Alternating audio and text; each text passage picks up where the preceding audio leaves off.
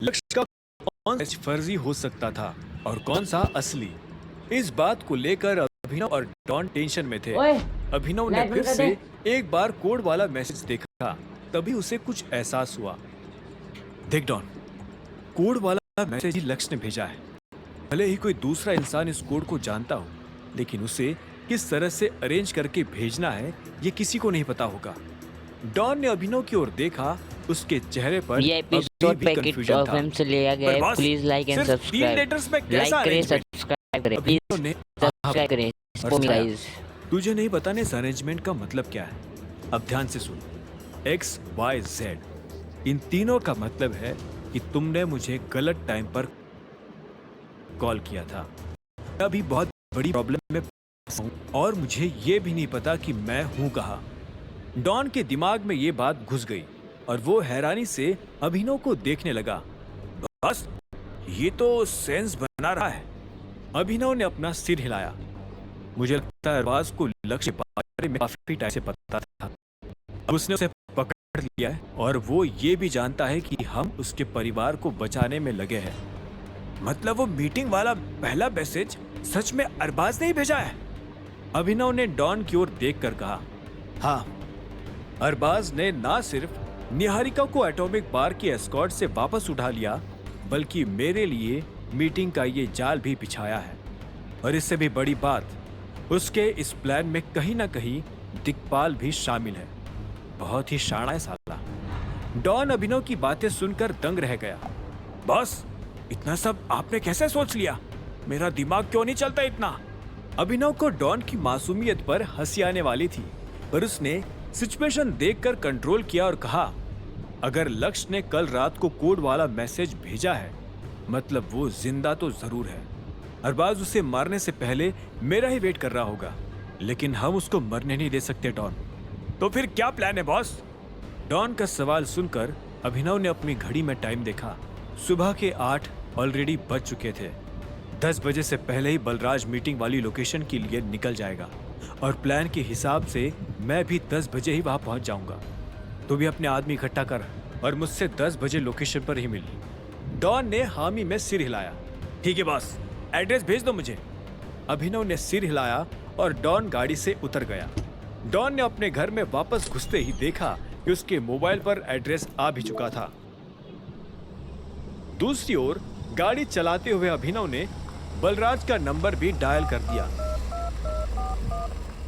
Good morning tiger, Balraj ने भारी आवाज में फोन उठाकर कहा। मॉर्निंग गुड नहीं है बलराज, अरबाज ने मेरे लिए जाल बिछा दिया है। मैं आपको एड्रेस सेंड कर रहा हूँ, उस एरिया की जांच पड़ताल शुरू करवा दो। अरबाज नहीं तो दिक्पाल, या फिर दोनों ही वही हो सकते हैं। क्या? बलराज गुस्से में चिल्ला उठा। उसके गुस्से की गर्मी अभिनव अपने फोन पर महसूस कर पा रहा था।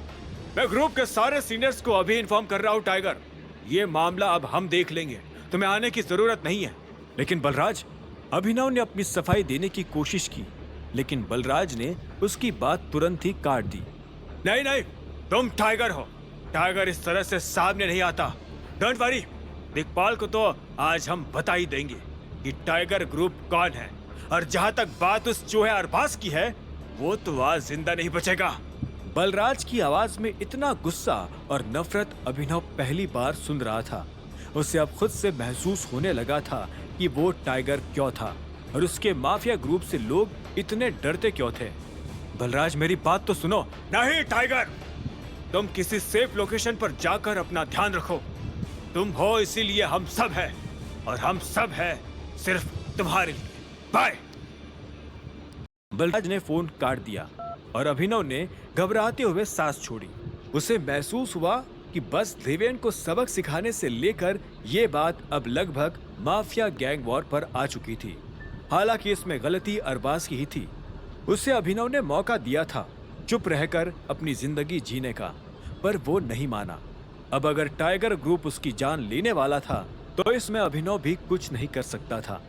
हालांकि अगर कोई एक चीज अभिनव कर सकता था, तो वो था उस लोकेशन पर जाना। उसके इरादे अपने ही ग्रुप के सीनियर्स की ना सुनने के नहीं थे। वो सिर्फ निहारिका और लक्ष्य की चिंता की वजह से वहां जाना चाहता था।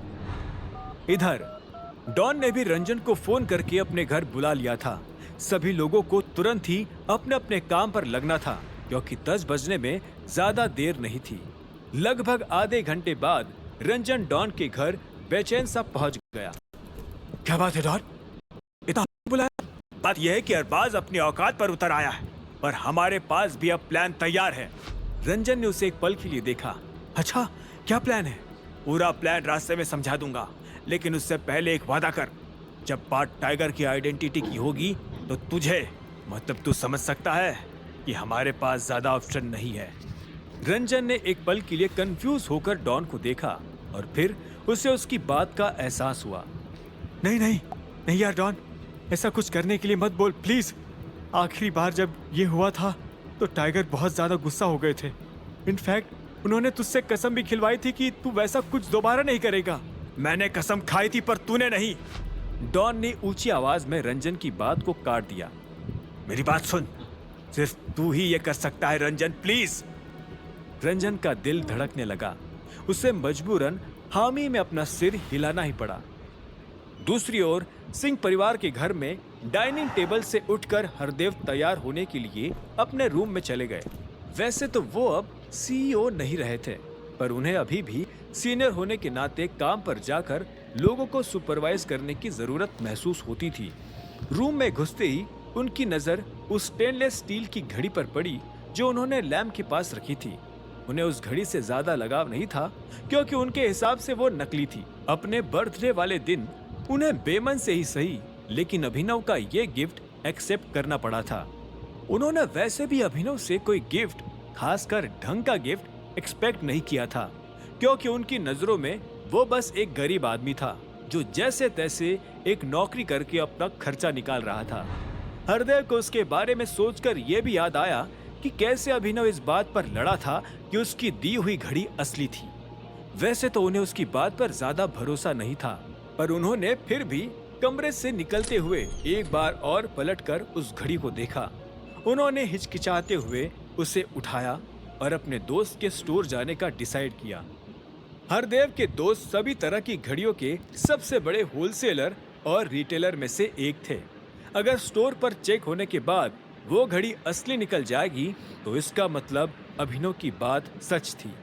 हालांकि अगर वो नकली ही निकलेगी तो अभिनव को झूठ बोलने के लिए सजा भी दी जाएगी। हरदेव को यही भरोसा था कि वो घड़ी नकली है, इसीलिए स्टोर जाते हुए वो अभिनव के लिए पनिशमेंट भी सोचने लगे।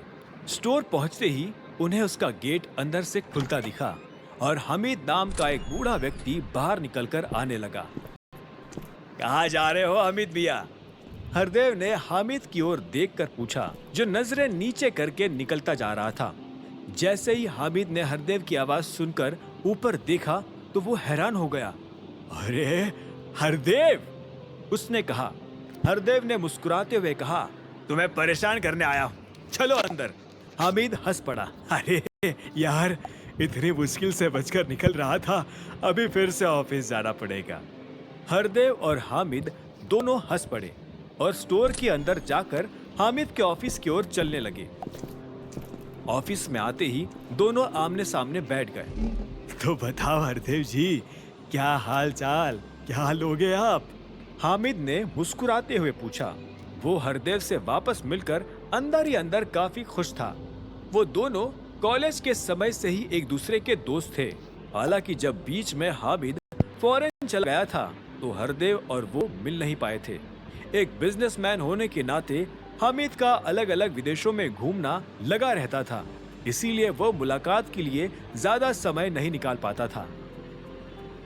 अरे कुछ भी ऑर्डर कर लो यार हामिद, सब चलेगा, हरदेव ने एक पल सोचकर कहा और हामिद ने टेलीफोन उठाकर कुछ डिशेस ऑर्डर कर दी।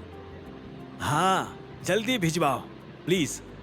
हामिद ने टेलीफोन नीचे रखकर हरदेव की ओर देखा।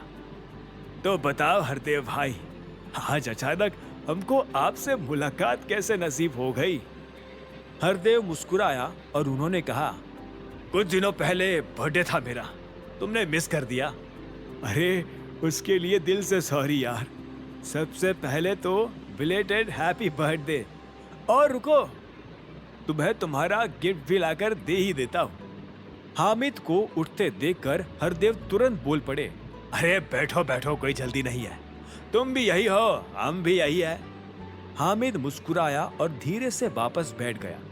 जल्दी की बात नहीं है, वो बस फिर दिमाग से ना निकल जाए इसलिए। हामिद ने यह कहकर फिर से टेलीफोन उठाया और नीचे अपने स्टोर को फोन कर दिया। 2-3 लग्जरी रेंज की बेस्ट घड़ियां लेकर आओ ऑफिस में। टेलीफोन रखकर उसने फिर से हरदेव की ओर देखा। गिफ्ट के ऑप्शंस आ रहे हैं, तुम्हें जो पसंद आए वो रख लेना। मुझे तो लगा कि मैं सब रख सकता हूँ, हरदेव ने कहा और फिर दोनों हंस पड़े। अरे भाई, अगर टाइगर या दिग्पाल जैसी किस्मत होती तो पूरा स्टोर ही गिफ्ट कर देता तुम्हें, हामिद ने हंसते हुए कहा। और बताओ, वैसे मैं तुमसे मिलने आने ही वाला था। वो बेटी वापस आ रही है पेरिस से, तो उसको किसी कंपनी में वर्क एक्सपीरियंस चाहिए था। सोचा तुम्हारी कंपनी में लगवा दूं उसको। हाँ, हो जाएगा हो जाएगा, हरदेव ने सिर हिलाते हुए कहा। जब वो आ जाए मुझे इन्फॉर्म कर देना, मैं उसके लिए कोई वैकेंसी रिजर्व करके रख दूंगा। थैंक यू, हामिद ने कहा। और तभी हरदेव को याद आया कि वो यहाँ क्यों आए थे। एक्चुअली एक काम था तुमसे। मैं ये घड़ी, हरदेव अपने शब्द पूरे कर पाते इससे पहले ही ऑफिस का दरवाजा खुल गया और एक सेल्समैन कुछ घड़ियों के डिब्बे लेकर अंदर आ पहुंचा। ये लीजिए हामिद सर, मैं एक एमलॉट बैग और एक पीटफील्ड 1427 लेकर आया हूँ। पीटफील्ड का नाम सुनते ही हरदेव के कान खड़े हो गए। उन्हें याद आया कि जो घड़ी अभिनव ने गिफ्ट की थी वो भी पीटफील्ड की ही थी, इसीलिए अब उसकी नकली घड़ी को पकड़वाने में और भी आसानी होने वाली थी। अरे मेरे पास क्या ला रहे हो, हरदेव जी को दिखाओ और उनसे पूछो कौन सी पसंद आई। हामिद ने हरदेव की ओर देखकर अपने सेल्समैन को ऑर्डर किया। इसी वक्त हरदेव भी बीच में बोलने लगे। हामिद यार, एक घड़ी ये मैं भी लाया हूँ, पीटफील्ड की है। मुझे बस इतना जानना है कि ये असली है या नकली। हरदेव ने अपने पास से वो घड़ी निकालते हुए कहा। अच्छा, जरा दो इधर। हामिद ने वो घड़ी अपने हाथ में ली और उसे देखते ही उसकी आंखें बड़ी हो गई। उसने बेचैनी से घड़ी को चारों ओर से निहारा और तभी उसे एहसास हो गया कि ये पीटफील्ड का 1518 स्टेनलेस स्टील वाला मॉडल ही था। पीटफील्ड की घड़ियां काफी महंगी हुआ करती थी, इसलिए हामिद भी उन्हें कम ही ऑर्डर करता था। उसने कुछ इस तरह की घड़ी कल ही बेची थी जो उसके पास आखिरी बची थी। वो इस तरह की घड़ी हमेशा से खुद के लिए भी खरीदना चाहता था, लेकिन इनकी कीमत उसे रोक कर रख रही थी। हालांकि आखिर में उसने जैसे तैसे बहुत सारे पैसे जोड़कर एक पीटफील्ड अपने लिए भी खरीद ली थी और वो उसे किसी खजाने की तरह रखता था। क्या हुआ हामिद, सब ठीक? हरदेव की बात सुनकर हामिद अपने ख्यालों से बाहर आया। हाँ, हामिद ने कहा और फिर उस घड़ी से नजर उठाकर हरदेव की ओर देखा। ये पीटफील्ड है हरदेव। अपनी बात कहकर हामिद डेस्क का ड्रॉवर खोलकर अपने भी पीटफील्ड निकालने लगा। इसी वक्त हरदेव ने उससे पूछा, पीटफील्ड तो है, पर असलिया फर्स्ट कॉपी। हामिद उसके सवाल को अनसुना करके अभिनव की दी हुई उस घड़ी को अपनी घड़ी के साथ गौर से मिलाकर देखे जा रहा था। क्या अभिनव की दी हुई वो घड़ी वाकई असली निकलेगी या फिर उसमें भी कोई झोल होगा? अगर वो असली होगी तो हरदेव का क्या रिएक्शन होगा? क्या अभिनव अरबाज और दिग्पाल से निहारिका और लक्ष्य को बचा पाएगा? क्या होंगे इन सभी सवालों के जवाब? जानने के लिए सुनते